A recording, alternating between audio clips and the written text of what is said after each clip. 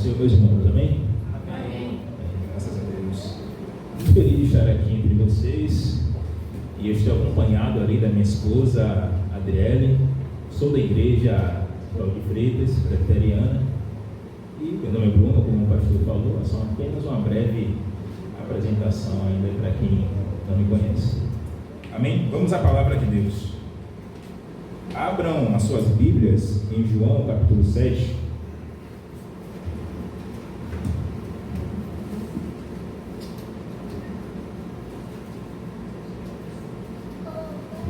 João capítulo 7, versículo do 1 ao 9.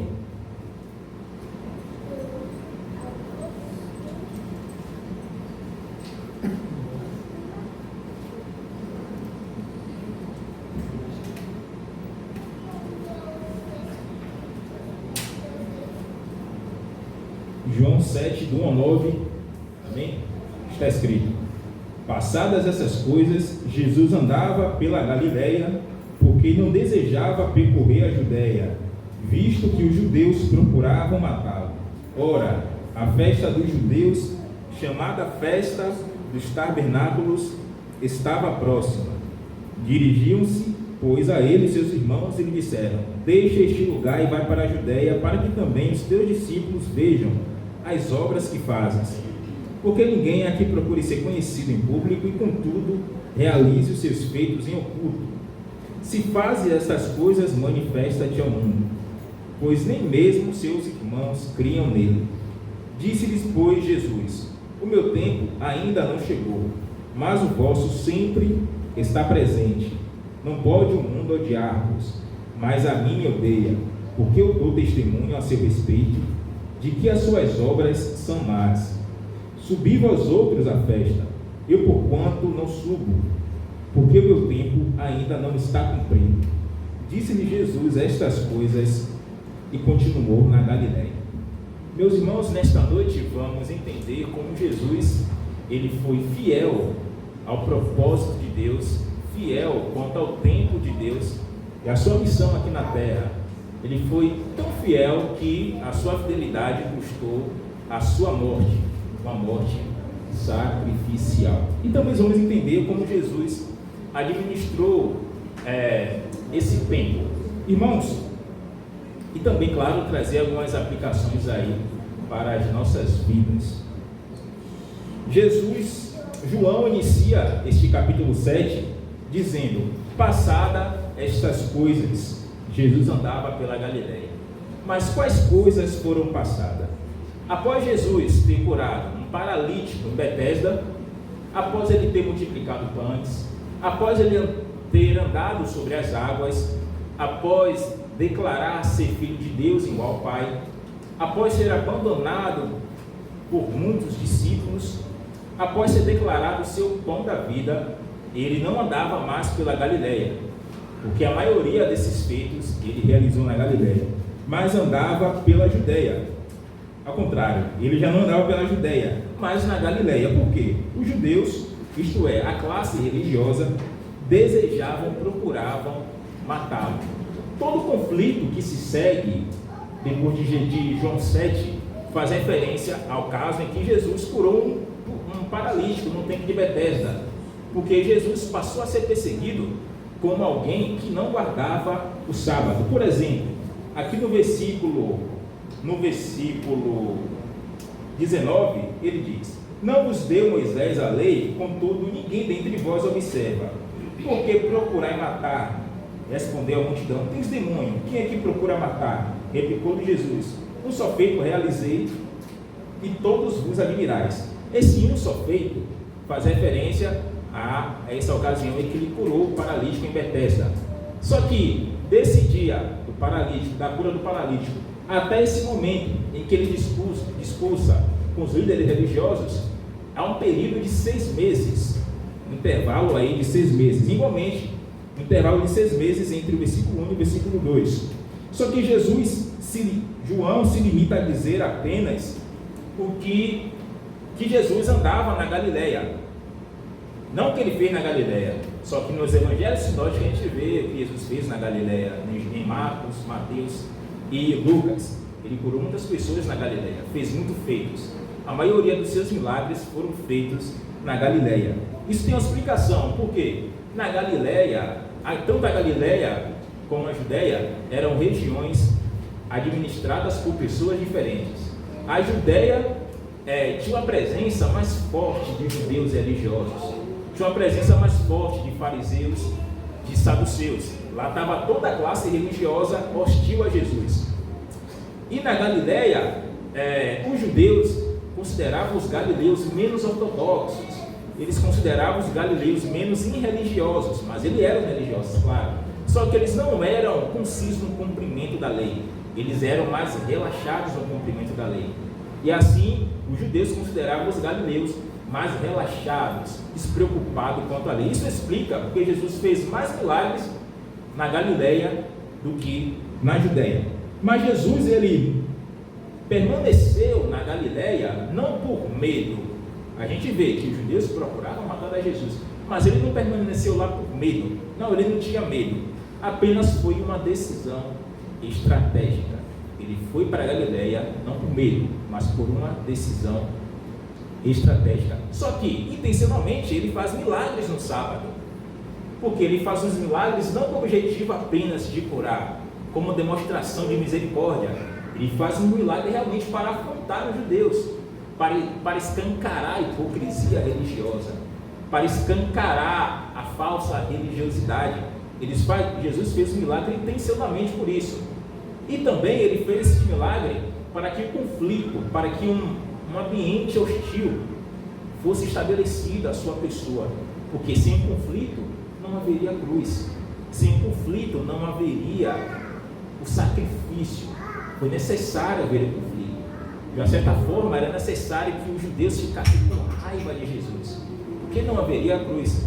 Mas Jesus, ele provocou a raiva dos judeus de uma certa forma, não fazendo coisas erradas, mas fazendo exatamente a vontade do Pai. Por esse motivo que tudo aquilo que ele realizava escancarava a hipocrisia dos judeus.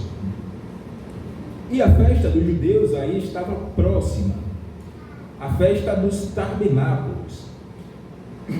E João, ele usa esses marcos temporais. Geralmente ele usa as festas como marcos da missão de Jesus, não com o objetivo de explicar o que era a festa, mas o real significado da festa. A festa dos tabernáculos marcava o período em que os judeus viveram 40 anos lá no deserto, vivendo em cabanas, e Deus ali, por meio da coluna de fogo, guiava o povo. E também havia diversos outros simbolismos. E os irmãos de Jesus sugerem que Jesus vá para essa festa, a festa dos tabernáculos. Por quê? Dirigiam-se, pois, a ele, seus irmãos, e lhe disseram: deixa este lugar e vai para a Judéia, para que também os teus discípulos vejam as obras que fazem. Então, os discípulos, os irmãos de Jesus, sugerem que ele vá para um lugar exatamente onde ele não queria estar naquele momento. Eles sugerem que Jesus fosse para a Judéia, fora da sua própria vontade, fora do seu próprio tempo. Lá em Mateus 13, eu acho que é o 13, ele nos informa quem eram os irmãos de Jesus. Era Tiago,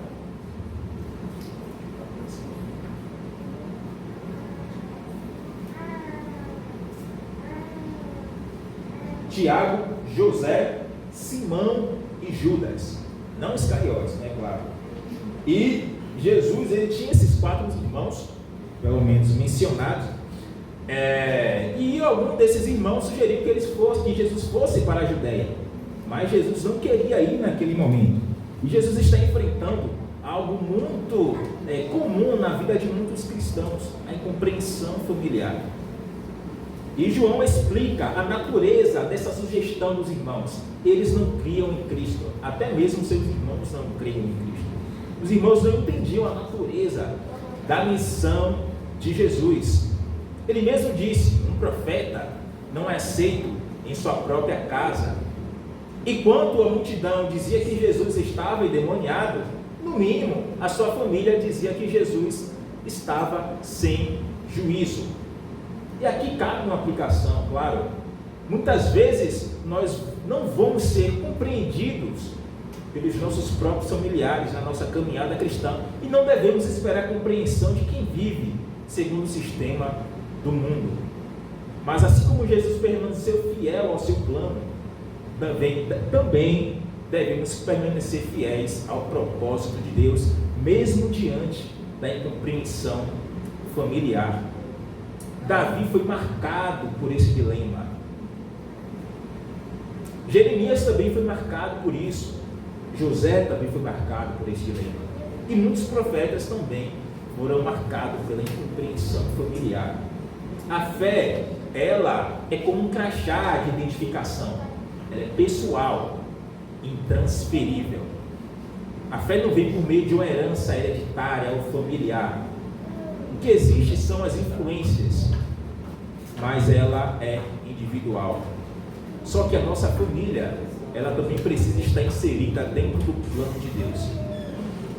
E se for da vontade de Deus, a nossa família também, ela será salva.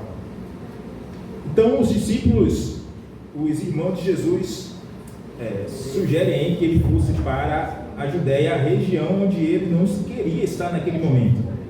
Então eles continuam: porque ninguém há que procure ser conhecido em público e contudo realize os seus feitos em oculto.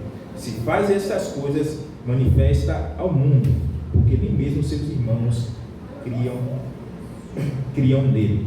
Provavelmente os irmãos de Jesus estavam com o objetivo, pensaram que Jesus estava querendo ser famoso. E em festas, geralmente na Judéia, a região fica lotada de peregrinos. Por exemplo, lá em Pentecostes,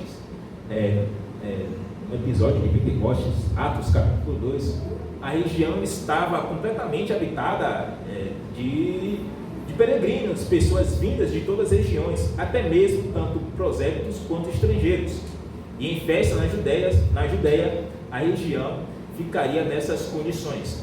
E Jesus, indo para um lugar famoso, como centro político e religioso da região, as suas ideias seriam mais conhecidas se ele propagasse abertamente. Então os irmãos de Jesus estavam pensando que ele queria ser famoso. Isso a gente vê em nossos dias. Por exemplo, o que acontece lá em São Paulo, logo é conhecido nas regiões do Brasil, porque São Paulo é uma cidade importante, São Paulo é uma cidade influente.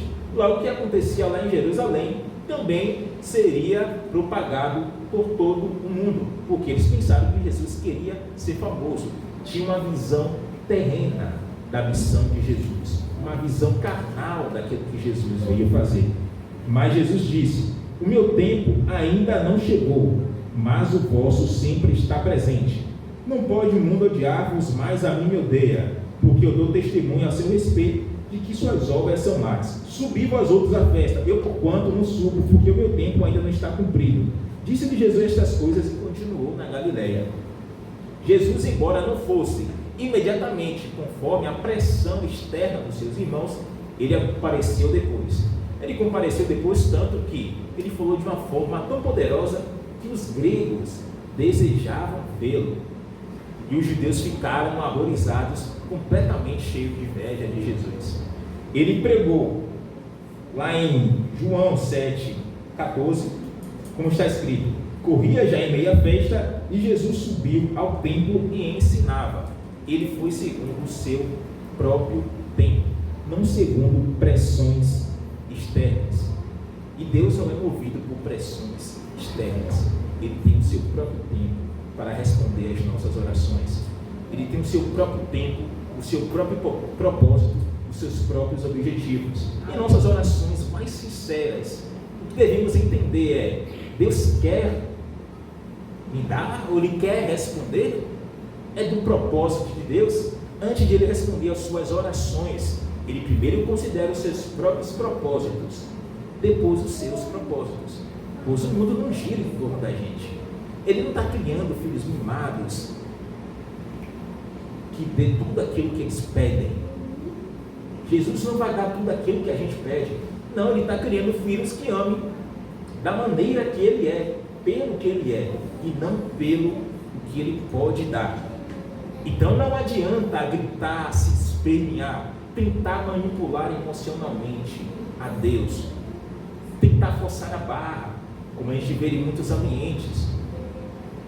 Mas Deus tem o seu próprio tempo e a sua própria determinação.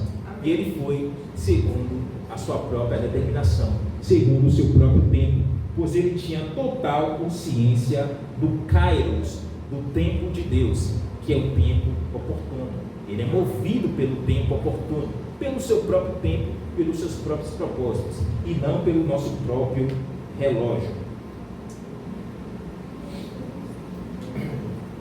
Por exemplo, lá em João, capítulo 2, nas bodas de Caná, Maria menciona que o vinho acabou, e Jesus responde: ainda não é chegada a minha hora. Maria estava preocupada com a vergonha social legítima, mas Jesus estava atento ao início do seu ministério, ao cumprimento do plano de Deus. A mesma lógica aparece aqui em João 7. Os irmãos de Jesus dizem: sobem e mostra-te ao mundo, mas não criam nele. Estavam pensando em visibilidade, influência e prestígio. Jesus, por outro lado, seguia o tempo do Pai. Amém. Gostaria de aplicar, irmãos, esse sermão com 3 pontos. Primeiramente, Jesus ele evitava certos ambientes, em certos momentos, onde os propósitos de Deus fossem colocados em riscos. Será que estamos evitando lugares em que o plano de Deus seja afetado ou que interfiram negativamente em nossa vida espiritual? Jesus ele não colocava, de uma certa forma, o plano de Deus à beira do risco, digamos, se assim podemos dizer. Ele não provocava a tentação. Lá no deserto, o diabo tentou a Jesus: olha, você tem a promessa, os anjos guardarão você para que você não tropece em teu pé em pedra. E Jesus disse: não tentará o Senhor teu Deus. Ele tinha a promessa, nós temos a promessa de salvação. Amém. E Ele vai nos guardar. Só que a provocação não deve fazer parte daqueles que vivem segundo a vontade de Deus. Porque com certeza muitos falam: eu sou escolhido, uma vez salvo e sempre, para sempre, mas vive totalmente uma vida dissoluta, porque segundo ele há uma promessa na vida dele, mas esquece da responsabilidade humana diante da soberania de Deus. A rejeição familiar faz parte da vida de quem obedece viver uma vida radical de obediência ao chamado de Deus. Não espere compreensão de quem vive conforme o sistema do mundo. Os irmãos de Jesus não creram nele inicialmente, mas creram depois. Dos irmãos de Jesus escreveram carta que faz parte do canão do Novo Testamento. Tiago e Judas não foram apóstolos, mas foram pessoas influentes na igreja primitiva. A gente vê lá que na ocasião do Pentecostes, os irmãos de Jesus estavam lá orando entre os irmãos da igreja primitiva, e eles receberam o Espírito Santo. Mas por que eles foram salvos? Porque eles passaram a crer em Cristo, porque Jesus permaneceu fiel à vontade de Deus. A fidelidade de Jesus à cruz fez que os irmãos compreendessem quem era Cristo após a ressurreição. Então, se você permanecer fiel à vontade de Deus, a sua família também será salva por causa do seu testemunho de fidelidade ao Senhor. Jesus tinha total discernimento do tempo divino para cada caso. Como discernir o tempo de Deus em nossas vidas? Antecipar o tempo traz sérios problemas. Abraão gerou um filho fora do tempo e as consequências perduram até hoje. Árabes, israelenses, Ismael, Isaac. Saul não aguardou a ordem de Samuel, perdeu o reino. Por outro lado, às vezes chega o tempo e não percebemos. Por exemplo, chegou o tempo na vida de Moisés. Havia ali toda uma estrutura, todas as condições objetivas, todo um contexto, e Moisés não compreendeu que havia chegado o tempo na vida dele. E Deus chama Moisés e Moisés disse: não, Senhor, manda outro. Não, Senhor, manda outro. Chega um tempo na vida de, até mesmo do próprio Saul, ele resistindo. Não, Senhor, manda outro. Na vida de Gideão, não, Senhor, manda outro. Resistindo ao tempo de Deus. Mas o chamado de Deus, ele não está condicionado à nossa percepção individual, mas está condicionado à determinação do próprio Deus. Deus quer, e isso vai acontecer. Amém. Por isso, meus irmãos, eu gostaria de terminar com uma frase.